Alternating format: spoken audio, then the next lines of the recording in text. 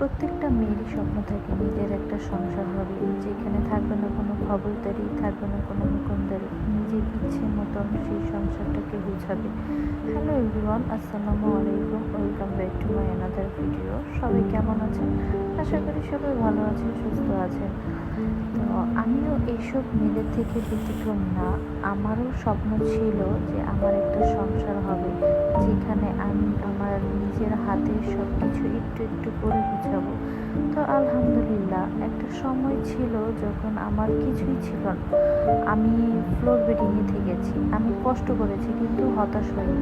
আমি কখনো আফসোস করিনি, শুধু আল্লাহর উপরে ভরসা রেখেছি যে আল্লাহ ইনশাল্লাহ একদিন ঠিক সব কিছু দিবে আমার উপর। আল্লাহ তো ঠিকই আল্লাহ আমাকে সব কিছু দিয়েছেন, আলহামদুলিল্লাহ আলহামদুলিল্লাহ।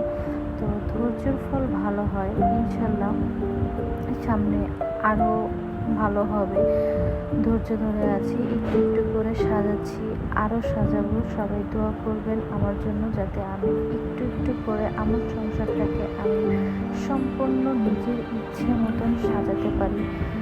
আর এই তো আমার সংসারের জন্য সবাই দোয়া করবেন, আমার বাচ্চার জন্য দোয়া করবেন, আর সবাই ধৈর্য ধরে থাকুন। আল্লাহ সবাইকেই দিবে, একটু সময়ের অপেক্ষা।